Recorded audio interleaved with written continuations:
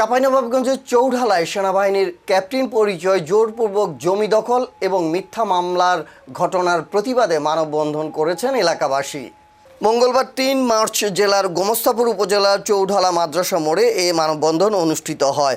এতে বক্তারা বলেন, এলাকার ভূমিদস্যু খ্যাত শাহ আলম ওরফে কাজল নিজেকে ক্যাপ্টেন পরিচয় দিয়ে প্রভাব খাটিয়ে দীর্ঘদিন ধরে মানুষের জমি জমা দখল করে আসছে। এসবে বাধা দিতে গেলে তার গুন্ডা বাহিনী দ্বারা হামলা ও মারধরের ঘটনা ঘটে।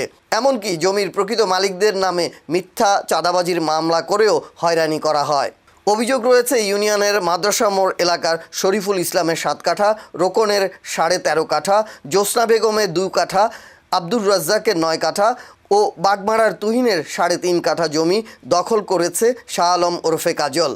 ঘণ্টাব্যাপী চলা মানববন্ধনে বক্তব্য রাখেন বদিউর রহমান, আব্দুল মতিন, তুহিন, জ্যোৎস্না খাতুন, সাইদুর রহমান সহ অন্যান্যরা। এ বিষয়ে জানতে একাধিকবার যোগাযোগের চেষ্টা করেও শাহ আলম ওরফে কাজলকে পাওয়া যায়নি। তবে তার এসব জমি জমা দেখাশোনার দায়িত্বে থাকা আপন মামা তাজেমুল হক জানান, সকল জমি কাগজপত্রের জেরেই দখলে নেওয়া হয়েছে, জোরপূর্বক দখলের কোনো ঘটনা ঘটেনি। গোমস্তাপুর থানার ওসি জানান, এ নিয়ে মামলা চলমান রয়েছে, তদন্ত সাপেক্ষে প্রয়োজনীয় আইনানুগ ব্যবস্থা নেওয়া হবে।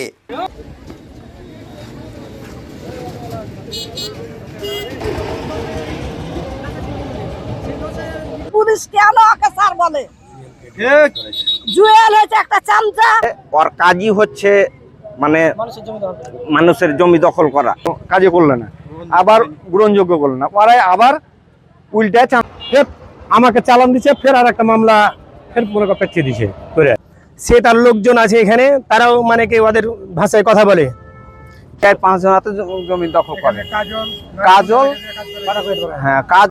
এবং মানুষ যদি তার প্রতিবাদ করে তাকে জেলে হাজতে ভোগান্তি করে।